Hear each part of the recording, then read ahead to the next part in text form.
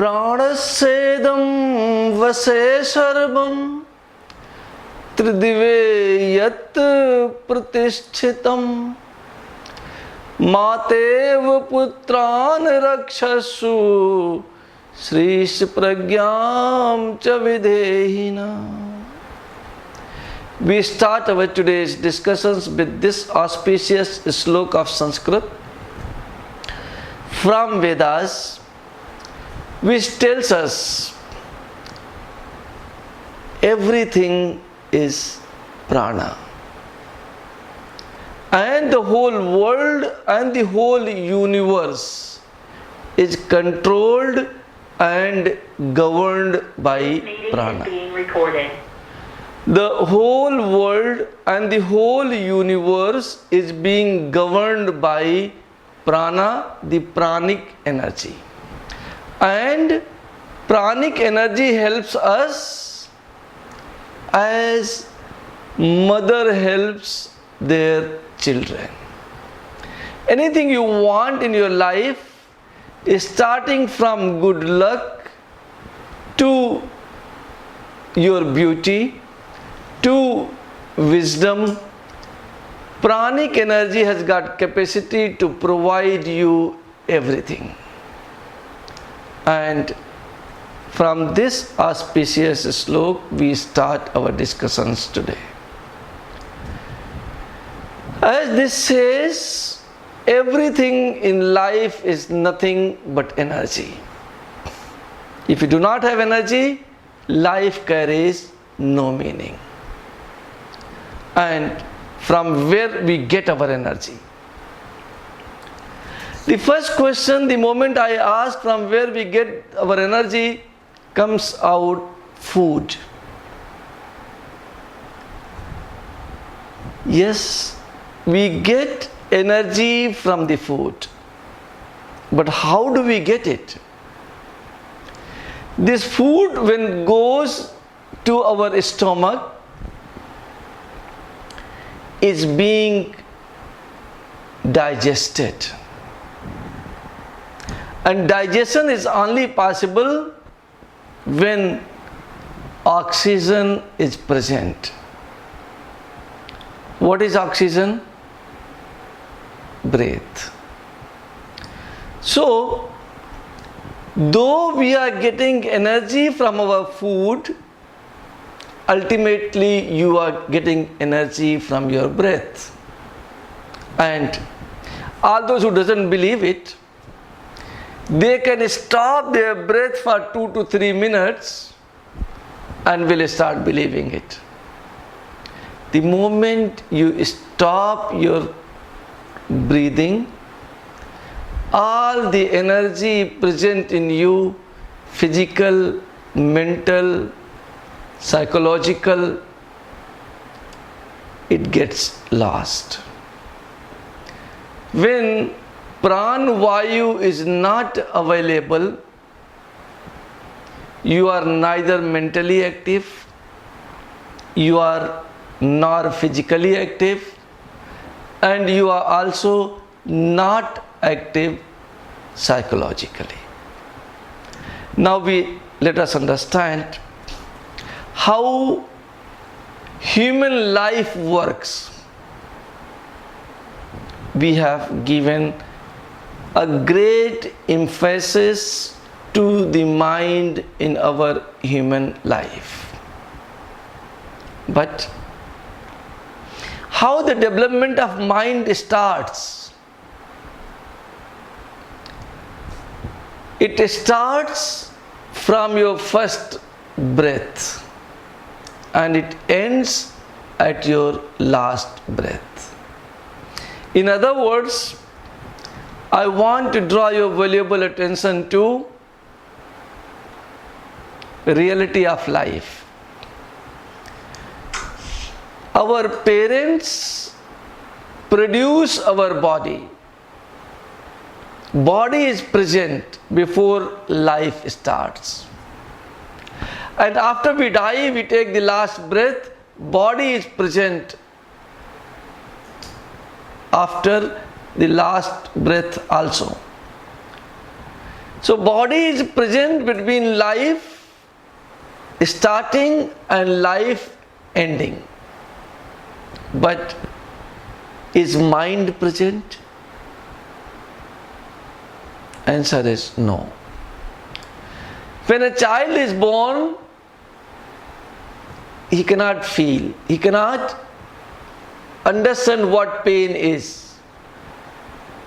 And then body gets associated with the pranic energy by your first breath. We all say, child weeps, child cries. It makes a sound the moment child is born. But you see the tears in his eyes, in her eyes, there are no tears. And therefore, what you can conclude from this, that the first rudan, first cry is not crying, it's not weeping, it is associated with breathing. When the child takes the first breath, from there his independent life starts.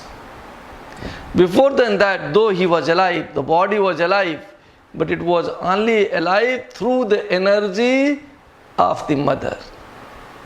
Now, the moment prana enters inside of yourself, your independent life starts. And then only starts development of your mind.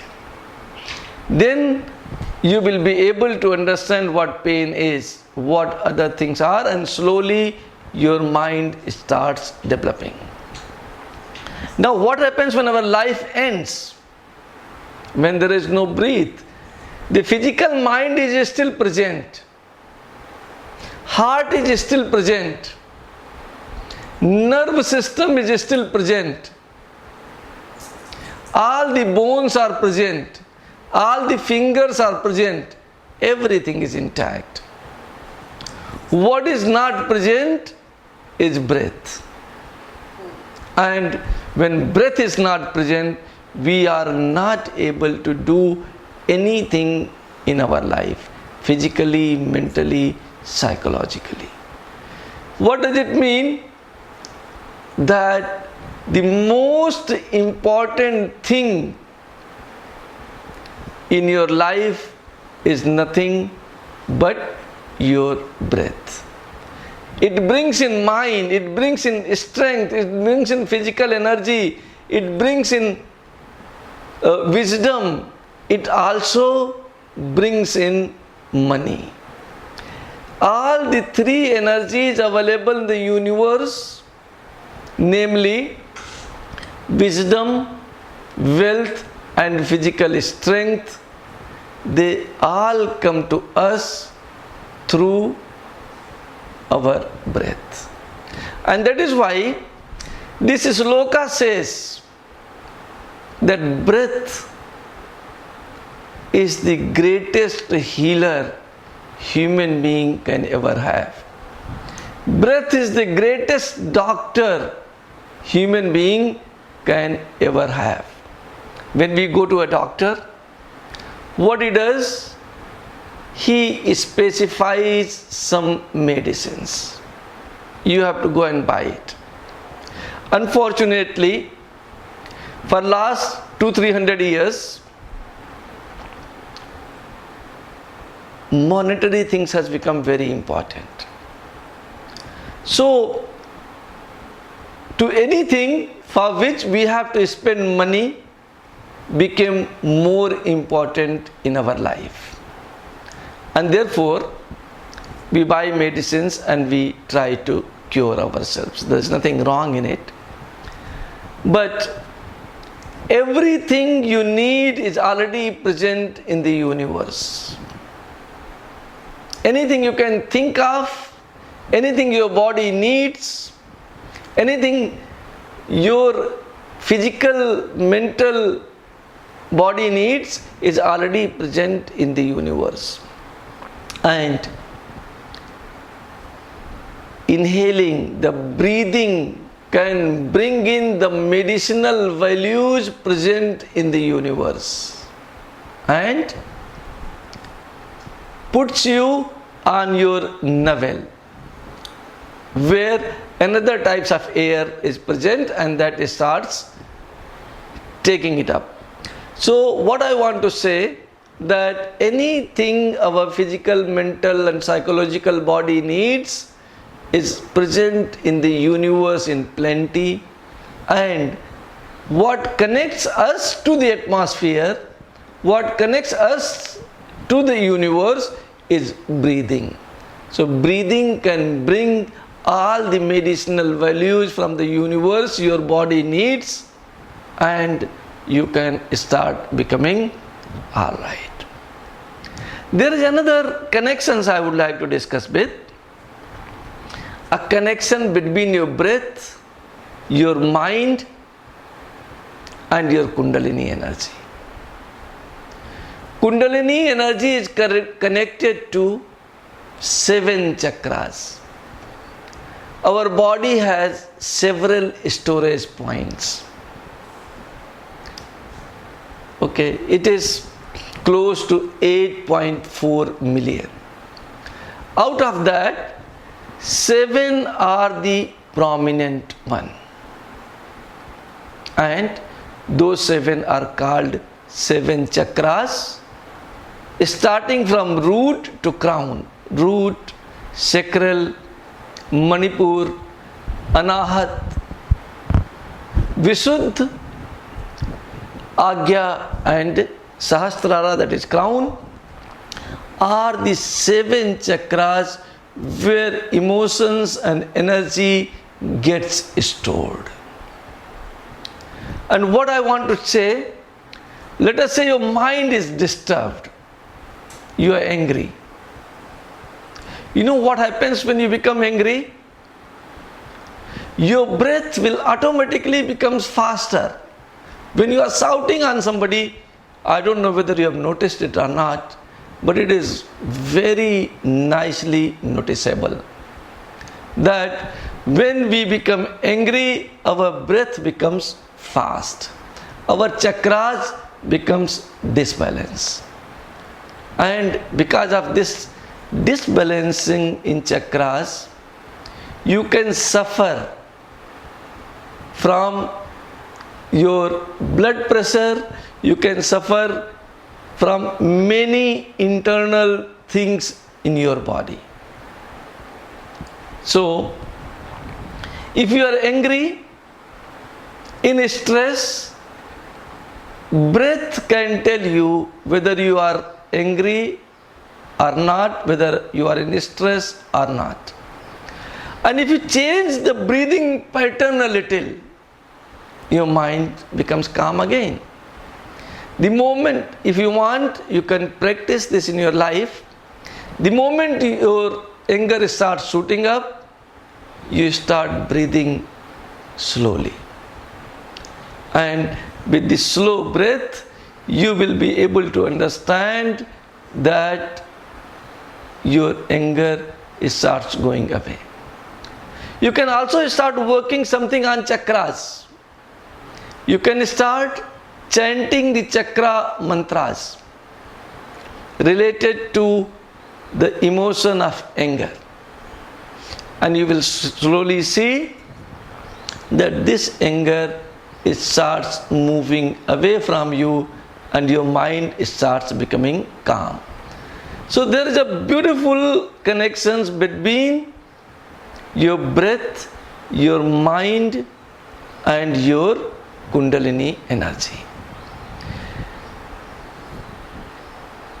Now, every functions of the body, there are several functions our human body is performing: reading, writing,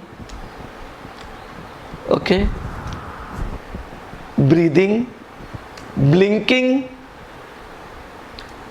sludging out, peeing. There are several functions our body is performing. How do we perform that functions? have we ever thought of? It is only by the air present in your body. Every function of the body is performed by air, by pranic energy. And these pranic energies travels to the entire bodies through nerve system. Nerve system is called nadis. So, the pranic energy or the air present in you travels to different part of the body through the nadi systems, and there are close to 300,000 nadis. And these nerves, main nerves plus sub-nerves put together are approximately 300,000. Out of that, 72,000 are considered the main nerves which carries energy from your central portion of the body, that is your navel chakra, to every cell, to every tissue. And among these, 3 nadis are the main nadis.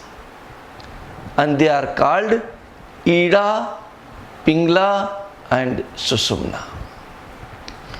Susumna becomes very important when you want to leave the functions of the world and want to go on a spiritual path to your spiritual journey.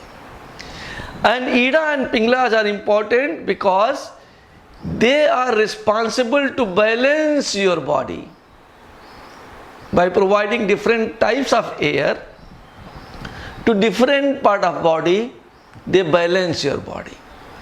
Ida tries to provide you coolness and Pingla tries to provide you energy.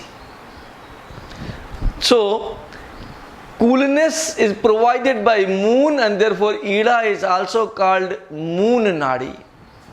Whereas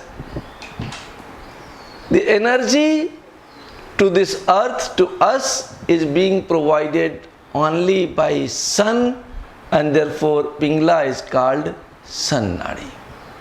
Energy, the source of energy on earth is only sun. We think that we take energy from food, but from where your food gets energy? From sun, by a process called photosynthesis. So, you can take directly energy from sun, or you can take energy from sun through a plant which has taken energy from sun, or you can take it by eating an animal which has taken energy from the plant, which has taken energy from sun. But the main source of energy in your body is from sun. So these 2 nadis, they try to balance our body by sending the needed air, by the needed energy to different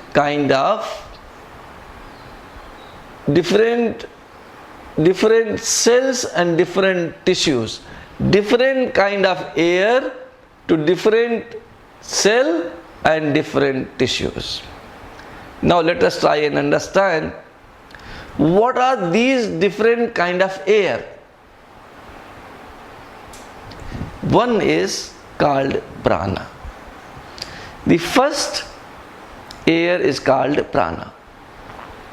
And there are total 10 types. 5 are the prominent one and 5 are the secondary one.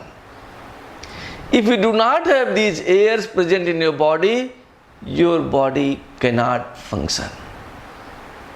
And first air is called prana, and prana means the responsibility of this prana is to intake energy from the universe and provides you energy. So anything energy has to do with fighting, talking, laughing, singing, dancing, fighting, performing an arts, making a craft, doing a task.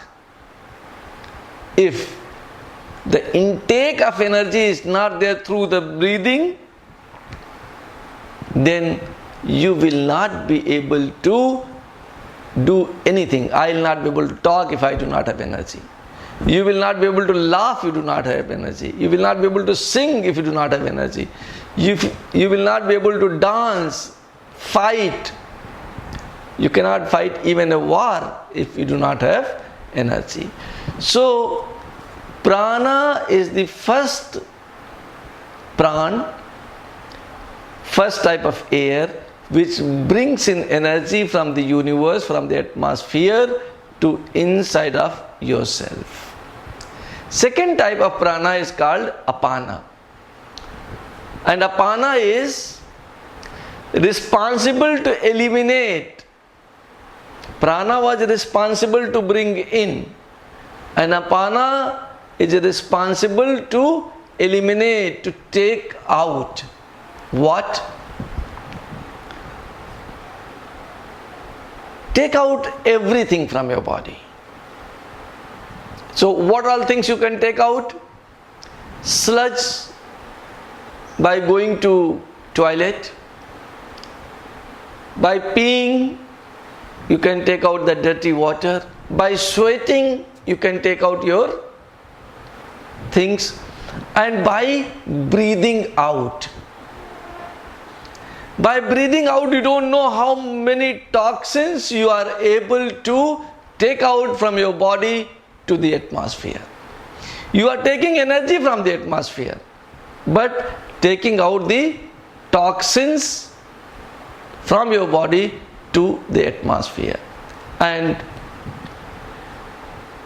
I would like to tell you the chemistry of breathing. Maybe after explaining the prana, we'll go into the chemistry of breathing, and then you will understand that what all things goes out and what comes in. But here, first thing I would like to tell you that prana is responsible to provide energy to your body. Apana is responsible for taking out the sludge, the waste material, the toxins from your body. The third vayu is called vyana, and vyana is responsible for circulation of energy, nourishing of every cell, every tissue. So what happens the moment energy gets produced in navel? I think all of us know that there is a fire in our navel, and that fire is called Jatharagini in Sanskrit, and in yogic terms it is called Samana Vayu, the fourth Vayu which I wanted to discuss. Samana Vayu is present in navel, and the work for this in our body is to separate sludge and energy from our food, from our water, and from our air. It takes energy from prana and it tries to separate the sludge and the energy. And then vyana, vayu, takes the energy from the navel and circulates it to nourish every cell and every tissue present in our body. So we have talked about four vayus: prana, apana, vyana and samana. Next vayu is udana. Udana is responsible for all the upward movement of your body. What are the upward movement? It takes again energy from prana. Source of energy, intake of energy comes only from prana, and from there Udana takes the energy and utilize it in upward movement. So if you want to walk, you want to run, then you need Udana Vayu present in yourself. And for other upward movement also, like vomiting. Vomiting cannot be done unless you have Udana Vayu present in you. These are the 5 major Ayus, and along with that there are 5 types of subsidiary Vayus. And they are, first one is hiccups and burping Vayu. It is called Naga. This has to happen in your body. You think it is happening, but if the air is not present, hiccups will not happen.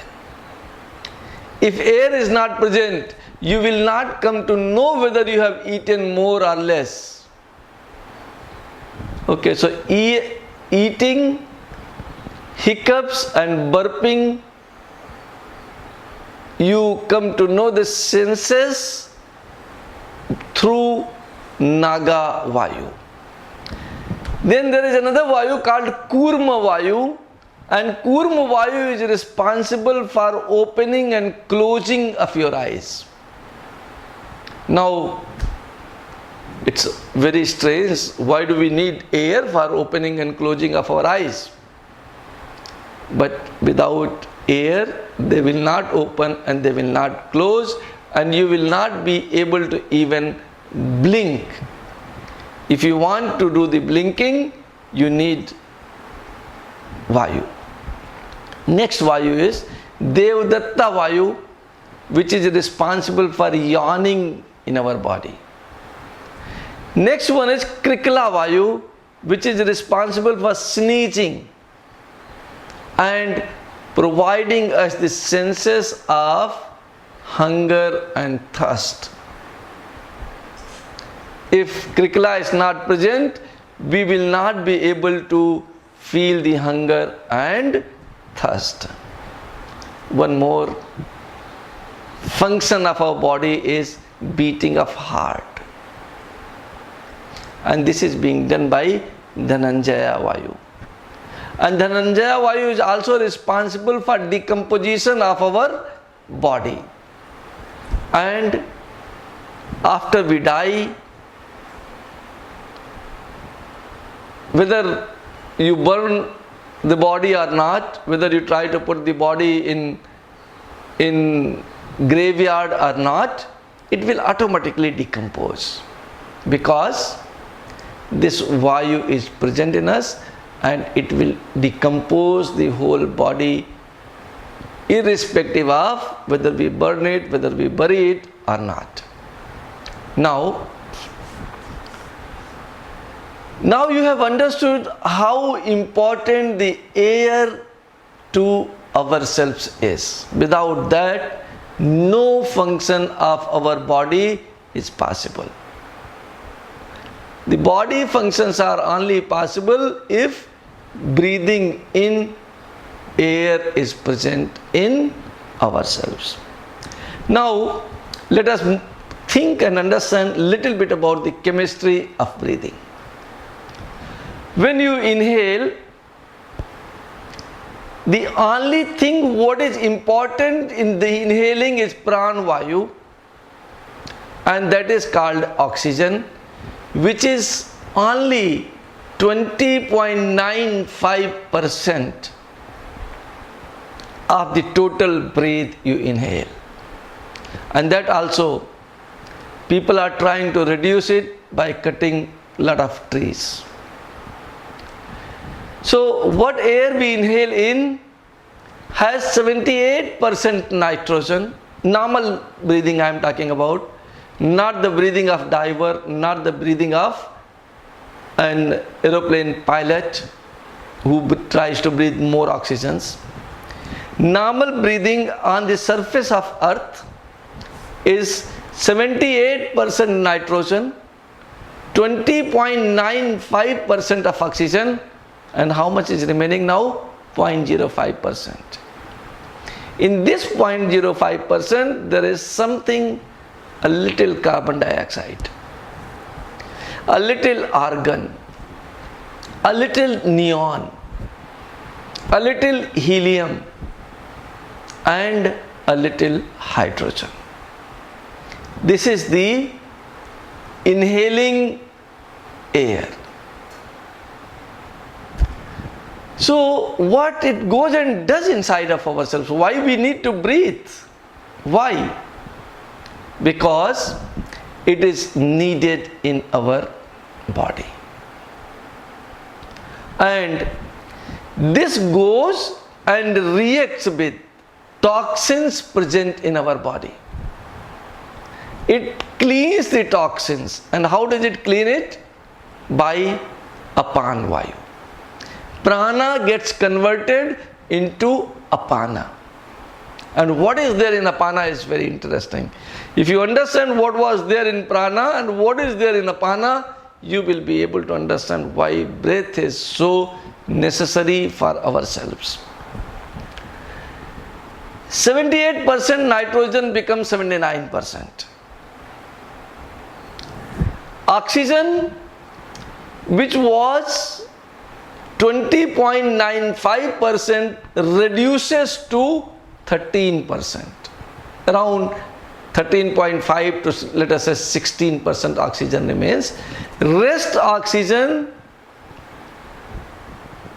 reacts in your body with organic toxins and forms the carbon dioxide. And carbon dioxide, which was present in ppm when we were inhaling, is now present from 4 to 5.3%. Oxygen has reduced from 20.95 to about 14%. But carbon dioxide has increased from ppm to about 5%. 1% is argon when we try to exhale, so that also toxins are able to come out. Then your exhaling breath has 5 to 6.3% water vapor.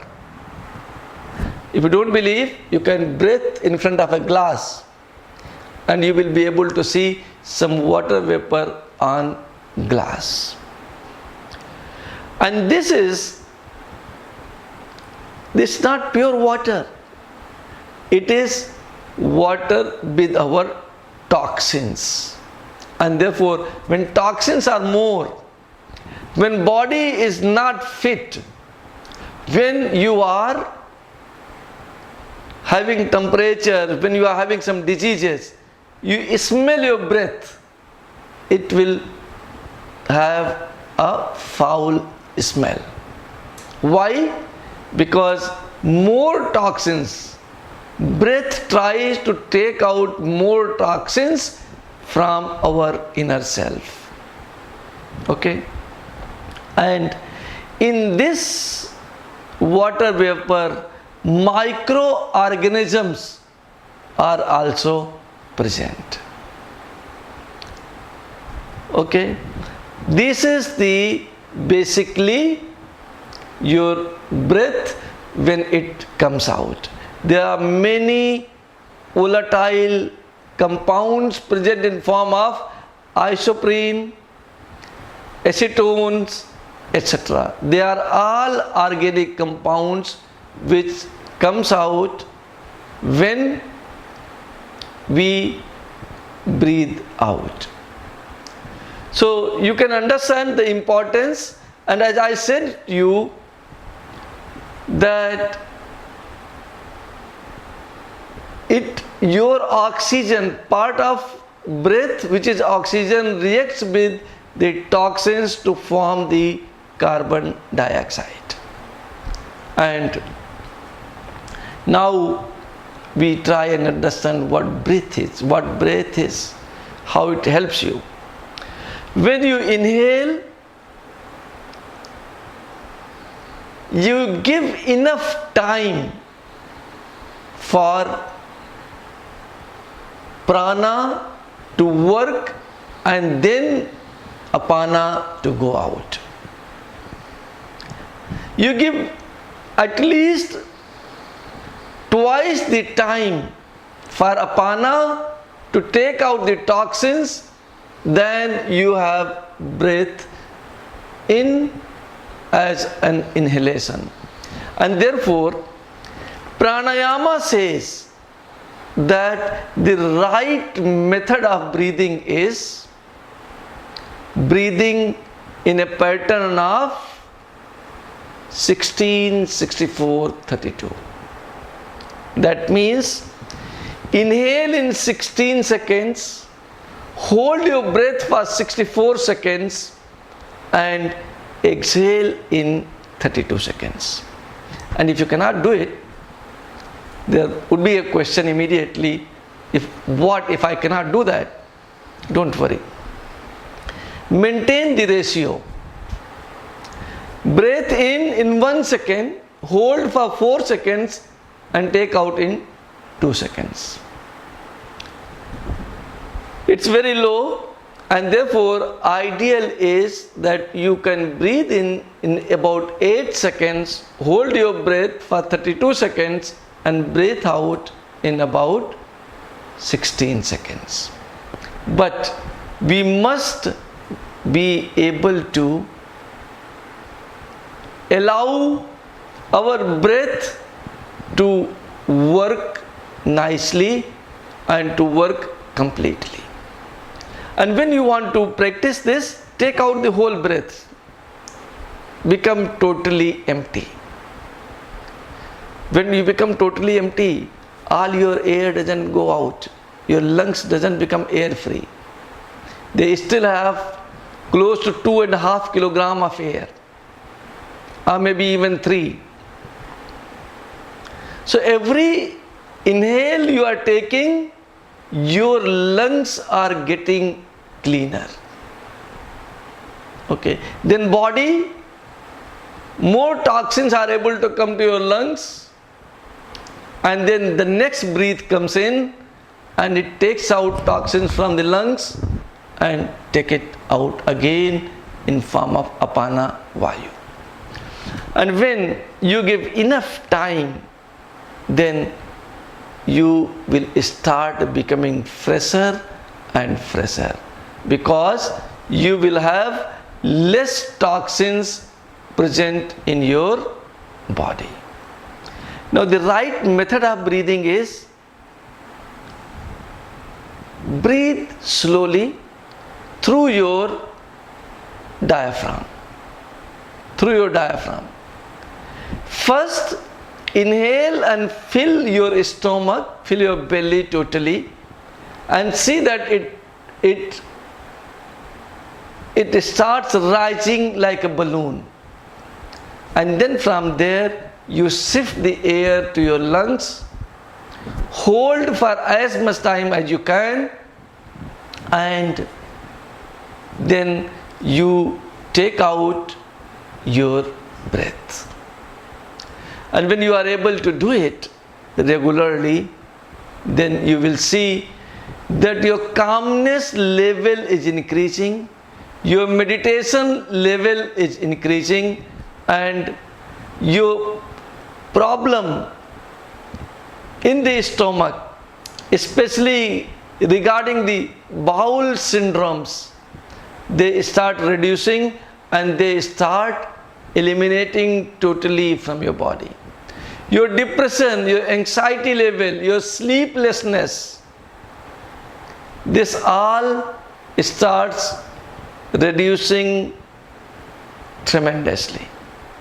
And very soon you will be able to see that your diseases, your problems, your situations which were creating trouble and creating pain inside of yourself will start eliminating from you, and you will be able to lead a very nice, beautiful, successful, calm and complete life. I wish that all of you who are listening to this will be able to take it in their mind and in their heart, will practice it in their homes, and will be able to take the benefits of their correct breathing in their life. Thank you so much.